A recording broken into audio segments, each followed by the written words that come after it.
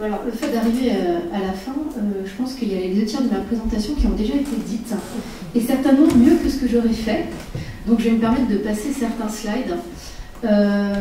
Je suis arrivée au nudge de façon très différente des intervenants qu'on a eu jusqu'à maintenant l'occasion d'écouter, parce que je ne suis pas arrivée au nudge avec ma casquette de chercheur, je suis arrivée au nudge avec ma casquette de pédagogue, avec une problématique qui s'offrait à moi, qui était de dire que je faisais beaucoup de cours de méthodologie à mes étudiants, et faire des cours de méthodologie à des étudiants, je peux vous dire que c'est pas une partie de plaisir, c'est pas le cours qu'ils attendent avec impatience. Donc j'avais besoin de rendre ces cours plus intéressants, plus vivants, plus pratiques, et pas uniquement dans la perspective de devoir faire un mémoire de fin d'études ou potentiellement une thèse pour un nombre infime d'entre eux. Et j'ai eu l'occasion il y a quelques années d'entendre parler quelqu'un du nudge, et je me suis dit mais ce truc est fantastique, parce que pour faire un bon nudge, il faut savoir faire des bonnes études en fait. Et c'est un peu ce qu'on dit aussi depuis ce matin, que c'est très important. Donc j'ai passé les premiers slides, vous m'excuserez, mais franchement ils ont été dits par des spécialistes en sciences de comportement, etc. Donc je ne vais pas m'aventurer sur ce terrain-là, j'ai un peu de fierté. J'avais glissé aussi quelques exemples de nudge le long de ma présentation. Ce qui est intéressant pour moi en tant que pédagogue, c'est que c'est des choses que les étudiants peuvent reproduire facilement. Donc dans une salle de classe, je peux leur faire concevoir un nudge, en fait, et les faire vérifier qu'ils peuvent modifier, en fait, des comportements. Donc il y avait tout ce qu'on avait vu sur le fait que l'homme n'est pas rationnel, qu'il est, en tout cas, plus homo sapiens que homo economicus, donc ça a été dit. Il a été dit aussi très bien qu'on est tous d'accord pour dire qu'on veut changer, mais que nous, changer, non. Le changement, c'est bien, mais surtout chez les autres. Et surtout quand c'est d'un point de vue comportemental. Donc on en a beaucoup parlé, 25% des médecins fument en France. Donc pourtant les médecins savent que ce n'est pas bien de fumer. Donc une fois qu'on a dit ça, qu'est-ce qu'on fait? Et ça me permettait en fait tout ça aussi d'aller un peu plus loin du discours qu'on avait nous en école de commerce, où on parle beaucoup de publicité. Et voilà, la communication à l'école de commerce, c'est un truc important, on explique ça aux étudiants. Et puis on se rend compte que finalement on communique en environnement, en prévention routière, etc. Et puis on communique et puis ça ne change pas. Donc le nudge aussi, c'était une autre façon d'aborder les choses, de dire finalement le consommateur il sait plein de choses, mais au moment où il doit effectuer son choix, au moment de sa décision, c'est pas la publicité ou le texte qu'il a lu auparavant, etc. qui va le pousser à agir dans un sens ou dans un autre. Donc je vous retire tout ça. Là, c'est 2 petits exemples. Les photos illustrent des exemples en fait, qu'on a fait dans notre institution, donc à l'école. Je vais juste m'intéresser au cas de droite, parce qu'il a été fait par des étudiants. Donc c'est un exemple que je vais développer avec vous. Je pense que c'est plus intéressant que de revenir sur tous les fondements qu'on a vus. Donc, comment créer un nudge? En fait, les étudiants voulaient travailler sur la sédentarité. Et le fait de dire qu'on est tous derrière nos bureaux, un petit peu trop longtemps pour que ça nous maintienne en forme physiquement. Et comment est-ce qu'on peut faire pour finalement que le temps passé derrière nos bureaux, derrière nos ordinateurs, soit un temps d'activité physique, un temps un peu moins embêtant. Donc ils ont pris comme entreprise notre école, en disant finalement c'est une institution quand même comme une autre, donc on peut aller observer ce qui se passe dans cette entreprise. Ils y sont pas mal, donc ils voient. Donc les individus concernés, c'était l'ensemble des personnes de l'institution, que ce soit des administratifs, des enseignants ou même les autres étudiants. Quelle était l'action concernée? C'est tout ce qu'on a dit depuis le début, c'est important de savoir exactement ce qu'on veut faire. Donc, le grand thème, c'était de favoriser une activité physique, ou en tout cas de ne pas avoir une sédentarité négative sur le comportement des individus, les maux de dos, etc. Donc on aimerait favoriser le fait de faire un peu de sport au bureau. Une fois qu'on a dit ça, il y a des contraintes environnementales qui sont fortes. On est une petite école de commerce, on n'a pas de douche, donc on ne va pas pouvoir dire aux personnes de l'école de venir en faisant 3 quarts d'heure de vélo avant, tout transpirant avant les cours, c'est pas possible. On n'a pas de salle pour faire de sport, parce que maintenant il y a des grandes entreprises qui proposent ça, donc tout ça on ne l'avait pas. Donc qu'est-ce qu'on fait? On a été explorer pour comprendre. Donc la première phase c'était de l'observation. Et ça, c'est une méthode qualitative que vous devez tous connaître, hein, et donc liée au techno-marketing, etc. Donc ils sont allés voir, sans dire aux personnes, donc là on pourra interroger peut-être l'éthique, mais qu'est-ce qui se passait? Donc avec une grille d'observation un peu bête, en disant combien de temps les gens restent à leur poste, est-ce qu'ils bougent, est-ce qu'ils bougent pas, comment ils se tiennent, quelles sont la posture, de quoi ils parlent, est-ce qu'ils vont à la machine à café, enfin vraiment une observation très très libre, pour se rendre compte effectivement que les gens se tenaient très très mal à leur bureau, que les postures étaient très mauvaises. Même parfois il y a eu des petits verbatims, donc en fait des personnes qui ont dit oh là là, moi j'ai mal au dos, j'en ai marre à la fin d'une réunion de 3 heures. Donc ça, les étudiants se sont régalés avec ce genre de petites choses. Donc ils se sont très vite dit que c'était ça qu'ils voulaient changer, donc la posture au bureau. Donc comment on fait? On ne va pas demander à tout le monde d'avoir des sièges ergonomiques, hein, c'est pas quelque chose. Enfin, le nudge, c'est quelque chose c'est de la liberté, hein, c'est la personne elle adhère ou elle adhère pas. Et en fait, la solution a été trouvée dans l'incubateur, parce qu'on a un incubateur au sein de notre école, et dans un fond de l'incubateur, il y avait 2 Swiss balls. Donc je ne sais pas si vous savez ce que c'est très à la mode dans les startups, c'est des gros ballons en fait aussi pour les femmes enceintes qu'on utilise pour les cours, et ils étaient là en fait. Ils étaient là, dans un coin, relayés de l'incubateur et absolument pas utilisés. Donc, fort de cette observation, les étudiants se sont dit qu'on allait faire des entretiens complémentaires au niveau de l'incubateur pour essayer de comprendre qu'est-ce que ces ballons font, etc., pourquoi ils sont là, pourquoi ils sont utilisés, pas utilisés, etc. Et en fait, c'était un gadget qui avait été mis là, et il n'y en avait que 2. Et il y a plusieurs choses qui sont ressorties. Il y a des gens qui ont dit en fait on n'est que 2 et on a l'air un peu cruche, hein, je vous la fais de façon étudiante, si on n'est que 2 à l'utiliser en salle de réunion, parce qu'on se sent un peu différent des autres, etc. Et puis finalement on n'est pas sûr que ça sert à grand chose. Voilà. Donc l'idée c'était ils ont cerné donc le comportement, ils ont analysé donc, toutes les données, c'était avant, et les facteurs de changement sur lesquels ils ont décidé de jouer, c'était l'ego, donc de se sentir bien en faisant un petit peu de sport, et le facteur norme sociale, en disant en fait 2 Swiss balls, quand vous avez un incubateur qui peut avoir 20-25 personnes, ça ne sert à rien en fait. Donc ça, on les a vus 10 fois, hein, c'est les différents facteurs de changement sur lesquels on peut agir. Donc ils ont brainstormé, ils se sont dit comment est-ce qu'on peut rendre ça possible.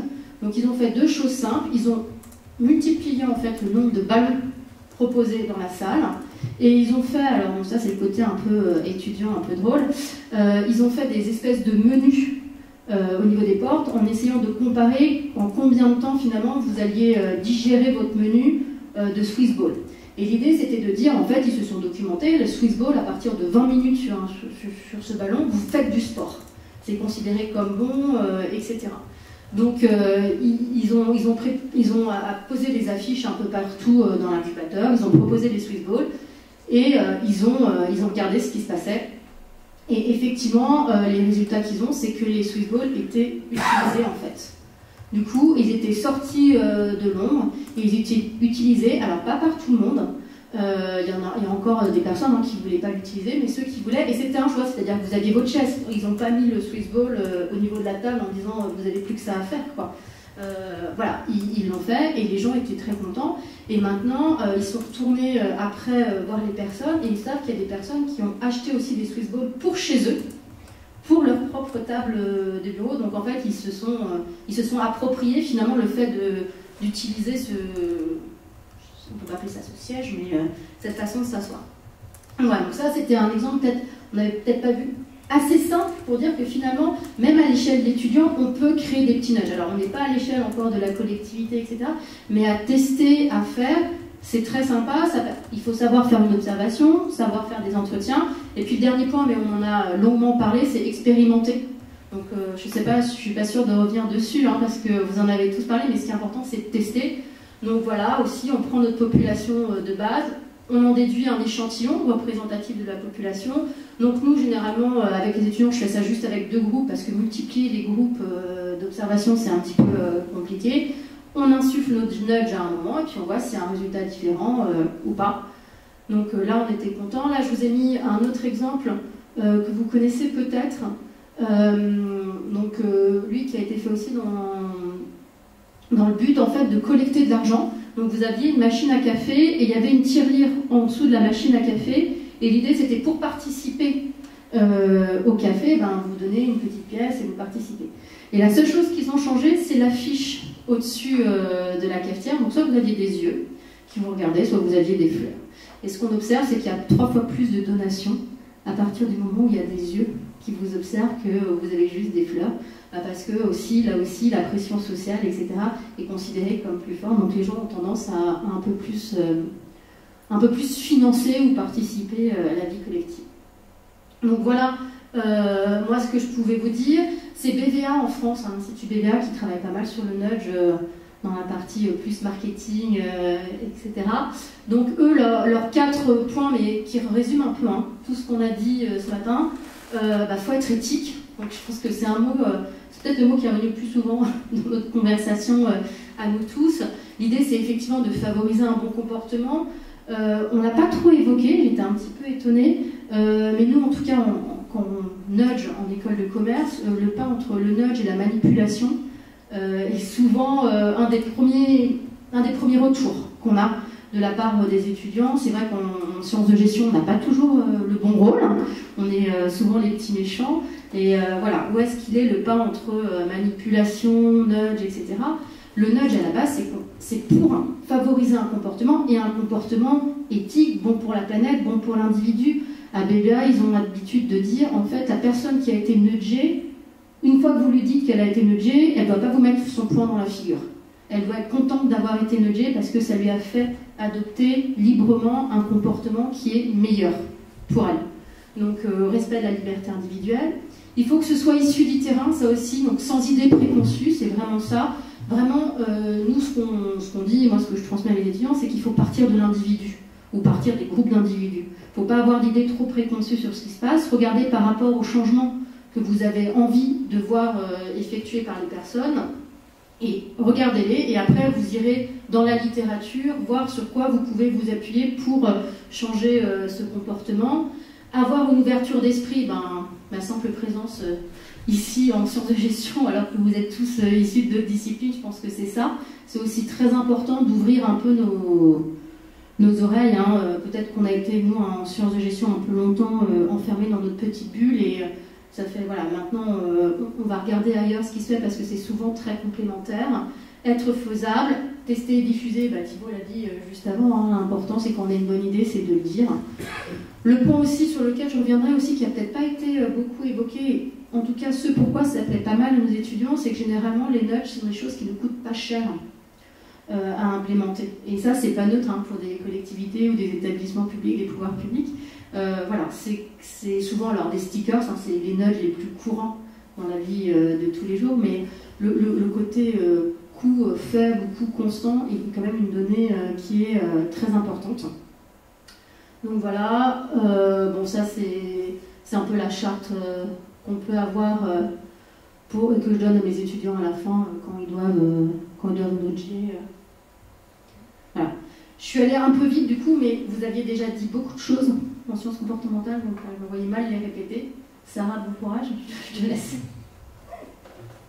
La dernière. Ouais, donc j'essaie de trouver des petits nudges faciles au niveau de l'économie d'eau, que vous connaissez peut-être, je ne sais pas, vous l'avez tous vu. Alors le thermos c'est peut-être un peu plus original en fait. Vous le connaissez le thermos? D'accord, l'idée c'est en fait de dire qu'il y a beaucoup de gens qui jettent l'eau qu'ils n'utilisent pas dans la bouilloire, donc de dire quel niveau d'eau je veux. C'est un prix qui avait remporté un challenge. C'est exactement, c'est un challenge. Les gouttes d'eau, c'est juste pour vous et vos robinets qui fuient, même si finalement c'est pas tant que ça. La chasse d'eau, pour éviter que tout le monde prenne parce que la chasse d'eau c'est une vraie catastrophe en termes d'eau, donc qu'on prenne plutôt la plus petite. Il y a bien mieux qu'un nage, il y a de la logistique. Si vous mettez une bouteille d'eau dans votre chasse d'eau, ça diminue. Et puis il y a la douche aussi. Donc sur le temps dans la douche, souvent en fait il y a beaucoup de nudges aussi qui tournent autour de ça, parce que en fait les personnes n'ont pas conscience de rester longtemps sous la douche. La perception du temps sous une douche, essayez même vous-même de vous prolonger après une dure journée, là il fait froid, vous allez être sous la douche chaude, vous avez l'impression de rester 3 minutes là où vous en restez 10. Donc il y a plein d'histoires qui sont faites, soit avec des sabliers, il y en a aussi c'est avec des chansons maintenant. Il y a un nudge, c'est Usher Wore a Song. Donc il faut éviter de prendre le boléro de Ravel parce que là il avait explosé, mais généralement c'est pas ce que les jeunes prennent, donc ça. Merci. Je ne sais pas si ça suscite des questions, sinon on enchaîne sur la présentation qui est finalement assez proche, j'imagine. Et puis après on peut éventuellement poursuivre la discussion, la conversation sur les sites. J'avais, enfin comme vous voulez, je peux la poser après, c'était... le temps qu'elle s'installe. Voilà. Moi c'était, je trouve ça super intéressant, la question que je me pose toujours, parce que nous on a, sur notre travail on n'utilise pas ça, c'est comment on peut, quelle généralisation on a, c'est-à-dire qu'on voit toujours des exemples où ça a touché quelques personnes, et c'est bien, et c'est un peu, je me retrouve un peu confrontée à ce que je disais tout à l'heure sur moi mes sujets, où en disant, voilà, les quelques groupes, ça représente finalement 30-40 personnes. Comment à un moment on arrive à un changement d'échelle, c'est-à-dire on parle de population, comme pour les compteurs électriques, on est en millions, et quelle durée dans le temps, c'est-à-dire comment on mesure de manière longitudinale l'effet, et comment, voilà. Alors moi j'avoue qu'à mon niveau, j'ai pas de volonté de généralisation, parce qu'encore une fois, là je le fais pas en tant que chercheur, je le fais en tant que pédagogue. Donc c'est une mauvaise réponse, hein, mais en tout cas c'est ce que je fais. Ce que je vois quand même, c'est que ça se répand au sein de l'école. Donc d'une salle de classe, on peut faire adopter des comportements, parce que ça fait maintenant 4-5 ans que je fais des nudges au sein de certains groupes, et je vois que les bonnes pratiques se répandent au sein de l'établissement. Donc à notre échelle, on passe d'un groupe de 20 ou 30 étudiants à toute une échelle d'école, donc c'est déjà pas mal. Mais pour généraliser, il faudrait faire des études voilà, avec des échantillons costauds, parce que moi je suis sur ma microsphère d'étudiants qui ne sont pas représentatifs de la population. C'est peut-être une bonne manière de leur enfin, toucher un peu la méthode scientifique, avec la partie de former des groupes, d'essayer d'avoir des moyens de mesure qui soient autres que l'observation, je ne sais pas, quantifier. Par exemple, ils expérimentent à la fin. C'est-à-dire qu'il y a observation, entretien et expérimentation. Donc, du cahier et du quanti pendant le cours. C'est une bonne partie pédagogique, c'est quand même chouette pour les faire toucher du doigt à la méthode scientifique. Moi, c'était mon objectif, c'était de rendre en fait le cours d'études qui est rébarbatif, un peu intéressant, un peu concret, et qui touche à toutes ces formes de méthodes qu'ils utilisent après pour leur mémoire de fin d'année. Ça développe une curiosité en sciences cognitives ouais, alors je suis pas la plus calée, mais ils aiment ça en fait. Et c'est surtout que ça les touche parce que là où ils ont un discours très science de gestion, tout le reste, très rationnel, etc., se rendre compte qu'on est irrationnel, ça rend l'humain en école de commerce. Et en fait, ça ils apprécient vachement. Ils sont très curieux de ça. Et ils aiment bien ça. Et l'idée de pouvoir impacter la partie brainstorming, parce qu'il y a toute une partie brainstorming en disant ok, on a observé ça, mais du coup, sur quel facteur de changement, on appelle ça donc les facteurs de changement, ce qui sont vos biais, sur lequel on va jouer, etc. Ils testent, ils discutent. C'est des réunions qui sont très animées pendant une séance, pendant 3 heures, et voilà, ils vont se documenter. Donc, oui. De là en faire des cognitivistes, j'ai mis un doute, mais en tout cas, oui, ça crée quelque chose chez eux, c'est sûr.